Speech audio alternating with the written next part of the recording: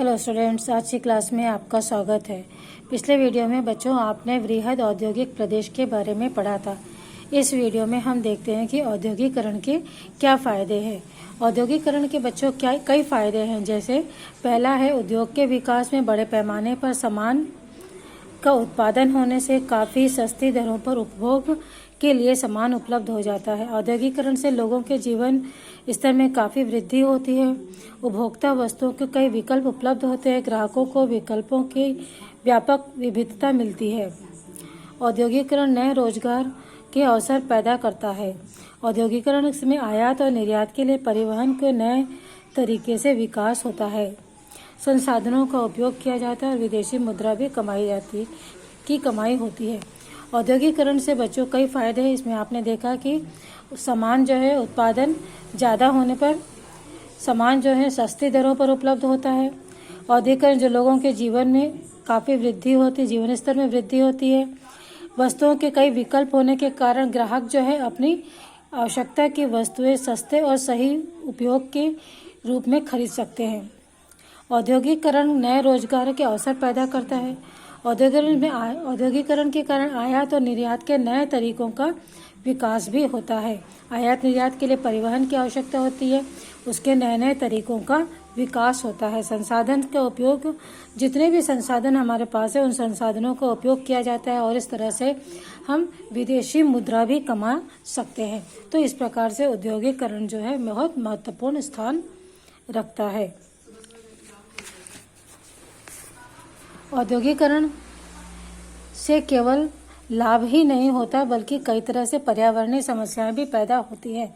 उद्योग में उपयोग किए जाने वाले कच्चे माल तथा शक्ति के संसाधन की जरूरत पड़ती है। कच्चे माल के लिए प्राकृतिक संसाधनों का दोहन किया जाता है, जिसके परिणामस्वरूप वहाँ भूमि क्षरण तथा संसाधनों में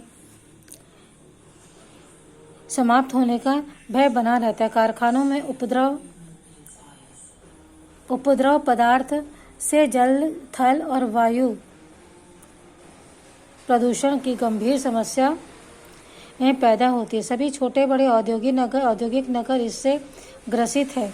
इस तरह तेज गति से होने वाला औद्योगिकरण पर्यावरणीय समस्याओं की जननी भी है। औद्योगिकरण से केवल लाभ ही नहीं होता बल्कि कई बार उनसे नुकसान भी होता है। इससे पर्यावरण की समस्या पैदा होती है। उद्योगों के उपयोग के लिए जो कच्चे माल तथा शक्ति के संसाधनों की जरूरत पड़ती है। कच्चे माल के लिए हम क्या करते हैं? प्राकृतिक संसाधनों का दोहन करते हैं, अर्थात खदानों से पदार्थ खोद कर निकालते हैं, जिससे वहाँ की जमीन जो है भूमि का क्षरण होता है और संसाधनों के समाप्त होने का भी भय रहता है कि एक समय के बाद जो संसाधन जमीन के अंदर है वो कभी न कभी तो खत्म हो गई, तो ऐसी स्थिति में संसाधन भी समाप्त हो जाएंगे, इसका भी डर बना रहता है। कारखानों से निकलने वाला वेस्ट पदार्थ, अपद्रव यानी वेस्ट पदार्थ जैसे जल और थल और वायु की गंभीर प्रदूषण की समस्याएं पैदा होती है। प्रदूषण युक्त जो पदार्थ निकलते हैं कारखानों से, उद्योगों से, गंदा पानी, प्रदूषित हवा और जमीन, इससे तीनों में क्या होता है? समस्याएं पैदा होती है, पर्यावरण की समस्याएं पैदा होती है। सभी छोटे छोटे औद्योगिक नगर इससे ग्रसित है। आज जहां भी औद्योगिकरण हो रहा है या उद्योग लगे हुए हैं वह शहर इस प्रदूषण से प्रभावित है। इस तरह तेज गति से होने वाला औद्योगिकरण न सिर्फ पर्यावरण समस्याओं की जननी है, न सिर्फ पर्यावरण समस्याएं बल्कि लोगों के स्वास्थ्य पर भी इसका बुरा प्रभाव पड़ता है। एक सीमा के बाद जब भूमि, परिवहन, मजदूर, बिजली, पानी आदि महंगे होने लगते हैं, मजदूरों की हड़ताल आदि की भी समस्याएं होने लगती है, तो उद्योगों का हस्तांतरण होने लगता है। कई बार सरकार भी किसी खास नज़र से उद्योगों को लगाने से मना कर देती है, जिससे वहाँ उद्योग नहीं लग पाते हैं। धीरे धीरे जैसे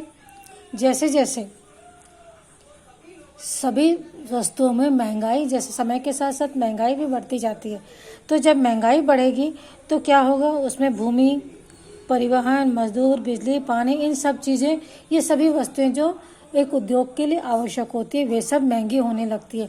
महंगी होने के कारण मजदूर हड़ताल करने लगते हैं और उद्योगों का हस्तांतरण होने लगता है। इस तरह से एक स्थान से दूसरे स्थान पर जो उद्योग है वह चले जाते हैं।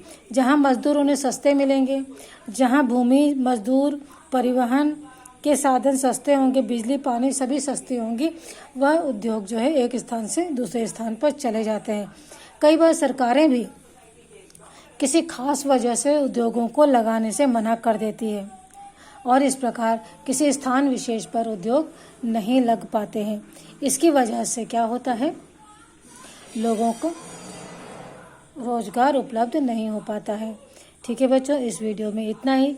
अगले वीडियो में हम इस पाठ के प्रश्नोत्तर देखेंगे। ओके बच्चों, बाय।